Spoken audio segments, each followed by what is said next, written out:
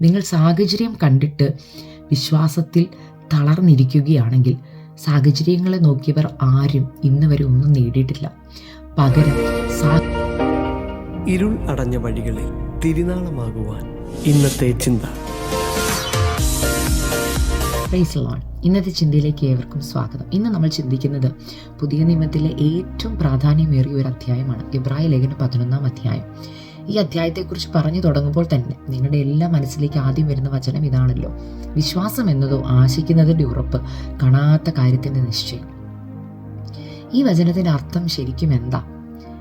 വിശ്വാസം എന്നത് ആശിക്കുന്നതിൻ്റെ ഉറപ്പാണ്, കാണാത്തൊരു കാര്യത്തിൻ്റെ നിശ്ചയം. എങ്ങനെ നമുക്കിതിനെ വിശ്വാസമായി കാണാൻ കഴിയുമെന്ന് ചോദിച്ചാൽ, ഒരു സ്ത്രീ ഗർഭിണിയാകുമ്പോൾ താനാണ് ആദ്യം അറിയുന്നത് താൻ ഗർഭിണിയാണെന്ന്. അറിഞ്ഞ ഉടനെ താൻ പറയുക എൻ്റെ ഉദരത്തിലൊരു കുഞ്ഞുണ്ടെന്ന്. എന്നാൽ മറ്റുള്ളവർക്ക് ആർക്കും അതിനെ കാണുവാൻ കഴിയത്തില്ല. ആ കുഞ്ഞ് എത്രയോ ചെറിയ ഒരു ജീവനായിട്ടാണ് തൻ്റെ ഉദരത്തിൽ കിടക്കുന്നതെന്നറിയാമോ? എന്നാൽ ഈ അമ്മ ആ കുഞ്ഞിനെ കാണുന്നത് ഒരു ചെറിയ ഒരു ജീവനായിട്ടല്ല, പകരം പൂർണ്ണ രൂപമെടുത്ത എല്ലാ അവയവങ്ങളും വെച്ച് പൂർണ്ണ രൂപത്തിലെത്തിയ ഒരു കുഞ്ഞായിട്ടാണ്. ആ ചെറിയ തുടിപ്പിനെ അന്ന് തൊട്ട് അമ്മ വിളിക്കുന്നത് കുഞ്ഞെന്ന. എൻ്റെ ഉദരത്തിലൊരു കുഞ്ഞുണ്ടെന്ന. എങ്ങനെയാണ് ആ സ്ത്രീക്ക് അങ്ങനെ പറയുവാൻ കഴിയുന്നത്? കാരണം തൻ്റെ ഉദരത്തിൽ ആ ഒരു ചെറിയ തുടിപ്പ് വരുമ്പോഴേ അമ്മ അതിൻ്റെ പൂർണ്ണ രൂപം വിശ്വാസത്താൽ കണ്ടു കഴിഞ്ഞു. പ്രിയ ദൈവമക്കളെ, നിങ്ങളുടെ ജീവിതത്തിലെ ഓരോ വിഷയങ്ങളും ഇങ്ങനെയാണ്. ഒരു വിഷയത്തിൻ്റെ തുടക്ക സമയത്ത് തന്നെ വിശ്വാസത്തോടെ അതിൻ്റെ പൂർണ്ണത കാണണം. ചിലപ്പോൾ നിങ്ങളുടെ വീടിൻ്റെ പണിയായിരിക്കാം, വീടിൻ്റെ തറക്കല്ലിട്ടതേ ഉണ്ടാവുള്ളൂ. ചിലപ്പോൾ നിങ്ങൾ സാമ്പത്തികമായി വളരെ ബുദ്ധിമുട്ടിലായിരിക്കും ഈ പണി എങ്ങനെ തീർക്കുമെന്ന്. എന്നാൽ വിശ്വാസത്തോടുകൂടെ ആ വീടിൻ്റെ പൂർണ്ണ രൂപം നിങ്ങളുടെ ഹൃദയത്തിൽ, നിങ്ങളുടെ പ്രാർത്ഥനാ മുറിയിൽ നിങ്ങൾ കാണണം. അത് ഉറപ്പോടെ വിളിച്ചു പറയണം ദൈവസന്നിധിയിൽ: കർത്താവേ, എൻ്റെ വീടിൻ്റെ പണി കഴിഞ്ഞിരിക്കാൻ സ്തോത്രം, അങ്ങ് ആ വീടിൻ്റെ പണി ചെയ്യുന്നതിനാൽ സ്തോത്രം. ഇതുപോലെ തന്നെയാണ് നിങ്ങളുടെ തലമുറകളുടെയും വിഷയം. തലമുറകളുടെ ഭാവി എന്താകും, അവരുടെ പഠനം പൂർത്തീകരിക്കുവാൻ കഴിയുമോ എന്ന് ഭാരപ്പെടുമ്പോൾ ഉറപ്പോടെ പറയണം: എൻ്റെ കുഞ്ഞ് ആ കോഴ്സ് പൂർത്തീകരിക്കും, ഞാനത് ഉറപ്പോടെ വിശ്വസിക്കുന്നു. അതാണ് പറയുന്നത്, ആശയ്ക്ക് വിരോധമായി അബ്രഹാം ആശയോടെ വിശ്വസിച്ചെന്ന്. ഒരാശയും ഒരു തലമുറയെക്കുറിച്ച് ചിന്തിക്കുവാൻ പോലും കഴിയാത്ത അവസ്ഥയിലാണ് അബ്രഹാമും സാറയും. എന്നാൽ ആശയ്ക്ക് വിരോധമായി ആശയോടെ വിശ്വസിച്ചുവെന്നാണ് വചനം പറയുന്നത്. അതുകൊണ്ടാണ് പറയുന്നത് എബ്രായർ 11:1 വിശ്വാസം എന്നതോ ആശിക്കുന്നതിൻ്റെ ഉറപ്പാണ്, കാണാത്ത കാര്യത്തിൻ്റെ നിശ്ചയമാണ്. നമ്മളൊരു കാര്യം കണ്ടിട്ടില്ല, അതിൻ്റെ പൂർണ്ണത കണ്ടിട്ടില്ല, എന്നാൽ നമുക്കൊരു ഉറപ്പുണ്ട് അത് അങ്ങനെ തന്നെയാണെന്ന്. പ്രിയ ദൈവപൈതലേ, നിങ്ങൾ ഇന്ന് അഭിമുഖീകരിക്കുന്ന ഓരോ വിഷയത്തിലും നിങ്ങൾക്കൊരു ഉറപ്പുണ്ടാകണം. ഈ ഉറപ്പ് ഏതിൽ നിന്നാണ് വരുന്നത്? നിങ്ങളുടെ ജീവിതത്തിൽ ഇന്ന് നിങ്ങൾ അഭിമുഖീകരിക്കുന്ന ഓരോ വിഷയത്തിനും നടുവിലും മനുഷ്യരുടെ കയ്യിൽ നിന്നുള്ള സഹായത്തെ ബേസ് ചെയ്താകരുത് നിങ്ങളുടെ വിശ്വാസം. ഇവർ എന്നെ ഹെൽപ്പ് ചെയ്യും, ഇവരിൽ നിന്ന് എനിക്കൊരു സഹായം വരുമെന്ന് ചിന്തിച്ചാകരുത് നിങ്ങൾ വിശ്വസിക്കുന്നത്. പകരം എൻ്റെ സഹായം ആകാശത്തെയും ഭൂമിയും ഉണ്ടാക്കിയ എൻ്റെ ദൈവത്തിൽ നിന്ന് വരുമെന്നുള്ളതാണ് നിങ്ങളുടെ വിശ്വാസം. ആരാണ് ഈ ദൈവം? ഒരു വാക്കുകൊണ്ട് സർവ്വചരാചരങ്ങളെ സൃഷ്ടിച്ചവനാണ്. ഉണ്ടാകട്ടെ എന്ന് പറഞ്ഞപ്പോൾ ഉണ്ടായി, സൃഷ്ടി നടന്നു. ആ ദൈവത്തിന് നിങ്ങളുടെ ജീവിതത്തിൽ ചിലത് സൃഷ്ടിക്കുവാൻ കഴിയത്തില്ലേ? ചിലപ്പോൾ നിങ്ങൾ ഇന്ന് പകൽക്കാലം ഡോക്ടേഴ്സിൻ്റെ ഒരു റിപ്പോർട്ട് കണ്ട് ഭാരപ്പെട്ടായിരിക്കാം ഇന്ന് നിങ്ങൾ ഈ വീഡിയോ കാണുന്നത്. എന്നാൽ ദൈവപൈതലേ, ഡോക്ടേഴ്സിന് അവരുടെ പരിധിക്കുള്ളിൽ നിന്നാണ് അവർ നിങ്ങളുടെ ഓരോ ട്രീറ്റ്മെൻറ്റും ചെയ്യുന്നതും നിങ്ങളുടെ ഡയഗ്നോസിസ് ചെയ്യുന്നത്.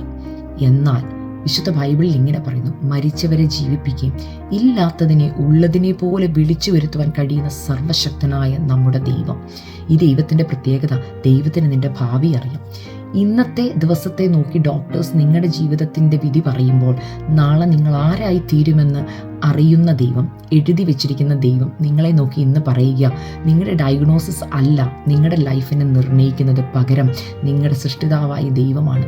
നിങ്ങൾ ജീവിക്കുമെന്ന് ദൈവം പറഞ്ഞാൽ അത് വിശ്വസിച്ചോണം. കാരണം വാക്ക് പറഞ്ഞ ദൈവം മാറത്തില്ല. കാരണം എന്തെന്നറിയാമോ? ദൈവം ഒരു വാക്ക് ജീവിക്കുമെന്ന് പറഞ്ഞാൽ ജീവിപ്പിക്കുവാൻ അദ്ദേഹത്തിന് കഴിയും. വചനം ഇങ്ങനെ പറയുന്നു: അബ്രഹാം ആശയ്ക്ക് വിരോധമായ ആശയോടെ വിശ്വസിച്ചു. സാറായുടെ ഗർഭപാത്രം നിർജീവമെന്ന് അബ്രഹാമിന് അറിയായിരുന്നു. എങ്കിലും അബ്രഹാം തന്നോട് പറഞ്ഞ വാഗ്ദത്തത്തെ വിശ്വസിച്ചു, തനിക്കൊരു തലമുറ ഉണ്ടാകുമെന്ന്. ദൈവമക്കളെ, ഇങ്ങനെയൊന്ന് ആശയോക്ക് വിരോധമായ ആശയോടെ ഒന്ന് വിശ്വസിക്കാമോ?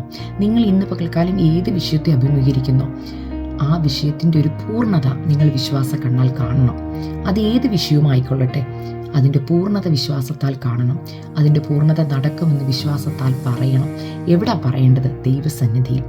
പ്രാർത്ഥിക്കാൻ പ്രാർത്ഥനാ മുറിയിൽ കയറുമ്പോൾ പറയണം, എൻ്റെ ദൈവത്താൽ സകലതും സാധ്യം. ഒരു വാക്കുകൊണ്ട് സകലത്തെയും ഉണ്ടാക്കിയ എൻ്റെ ദൈവം എൻ്റെ ഈ വിഷയത്തിൻ്റെ മേലും പ്രവർത്തിക്കും. എൻ്റെ ദൈവത്തിന് അസാധ്യമായിട്ടൊന്നുമില്ല. നിങ്ങൾ എത്രത്തോളം ഇത് വിശ്വാസത്തിൻ്റെ വാക്ക് പറയുന്നു അതുപോലെ നടക്കും.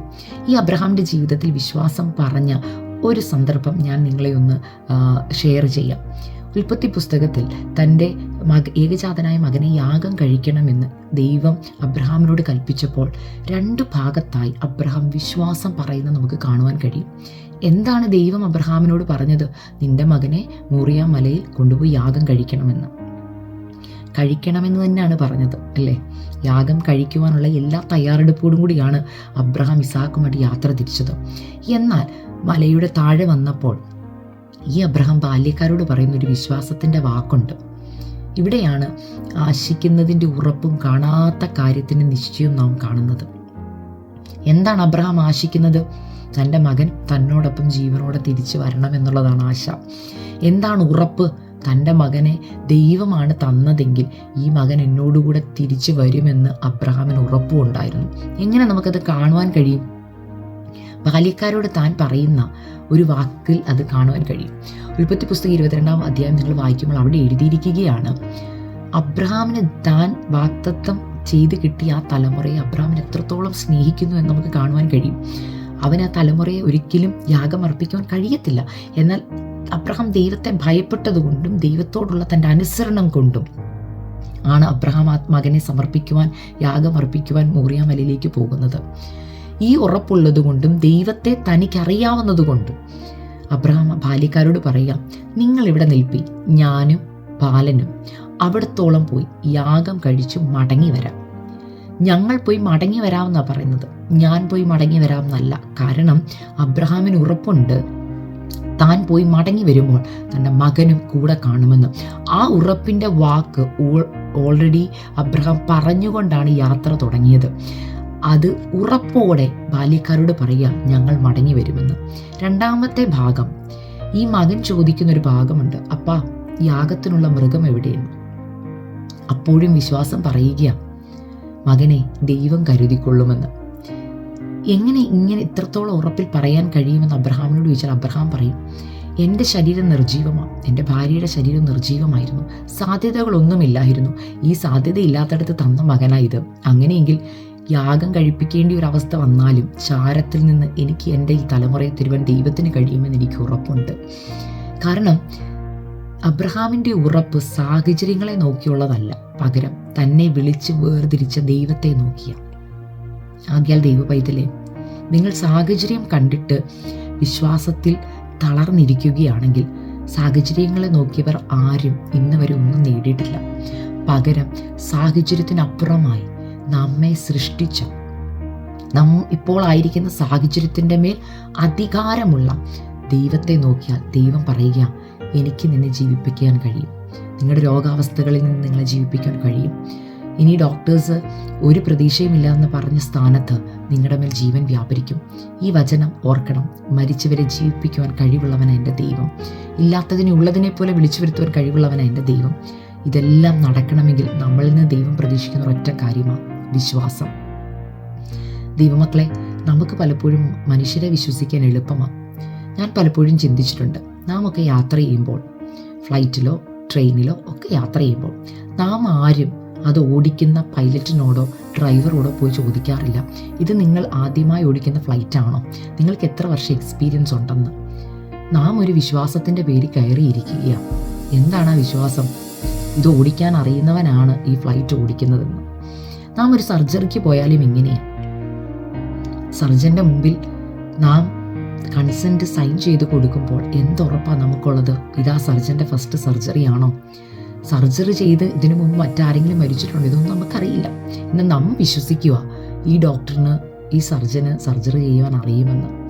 ചിലപ്പോൾ ഇത് അദ്ദേഹത്തിൻ്റെ ആദ്യത്തെ സർജറി ആയിരിക്കാം. പക്ഷെ നമുക്കൊരു വിശ്വാസമുണ്ട്. പലപ്പോഴും മനുഷ്യരെ വിശ്വസിക്കാൻ നാം ഭയങ്കര ഉത്സാഹം കാണിക്കും. എന്നാൽ നമ്മെ സൃഷ്ടിച്ച, നമ്മുടെ ജീവിതത്തിൻ്റെ എല്ലാ സാഹചര്യങ്ങളിലും അധികാരമുള്ള നമ്മുടെ സൃഷ്ടാവിനെ വിശ്വസിക്കുവാൻ പലപ്പോഴും നാം അതിന് ശ്രമിക്കാറില്ല. ദൈവത്തിന് അത് പലപ്പോഴും വിഷമമുണ്ടാക്കും. അതുകൊണ്ട് പ്രിയ ദൈവപൈതലേ, നിന്നെ സൃഷ്ടിച്ച, നിന്റെ ജീവിതത്തിൻ്റെ മേൽ കൺട്രോളുള്ള, അധികാരമുള്ള ദൈവത്തിൽ നീ വിശ്വസിക്കുക. നിന്നെ ആശിച്ച തുറമുഖത്ത് ദൈവം എത്തിക്കും. ഇപ്പോൾ തുടക്കമിട്ടിരിക്കുന്ന ഏത് വിഷയത്തിൻ്റെ നടുവിലും അതിൻ്റെ പൂർണ്ണത വിശ്വാസത്താൽ കാണുക. എൻ്റെ നീതിമാൻ വിശ്വാസത്താൽ ജീവിക്കും. പിന്മാറുന്നുവെങ്കിൽ എൻ്റെ ഉള്ളത്തിൽ അവനിൽ പ്രസാദമില്ല. വിശ്വാസത്താൽ ചിലതിനെ പിടിച്ചെടുക്കുക, വിശ്വാസത്താൽ ചിലതിൻ്റെ പൂർത്തീകരണം കാണുവാൻ, വിശ്വാസത്താൽ മരിച്ചു കിടക്കുന്നത് ചിലത് ജീവിക്കട്ടെ. നിങ്ങളുടെ ഓർഗൻസിനകത്തുള്ള നിർജീവത്വം മാറി ചിലത് സൃഷ്ടിക്കപ്പെടുവാൻ ഈ ദൈവത്തിന് കഴിയും. ആ സൃഷ്ടിപ്പ് നിങ്ങളിൽ നിന്ന് നടക്കട്ടെ എന്ന് പറഞ്ഞുകൊണ്ട് വിശ്വാസത്തിൽ മടുത്തു പോകാതെ മുന്നോട്ട് പോവുക. ദൈവം നിങ്ങളെ അനുഗ്രഹിക്കട്ടെ. കാരണം ദൈവം വിശ്വസ്തൻ. Thank U.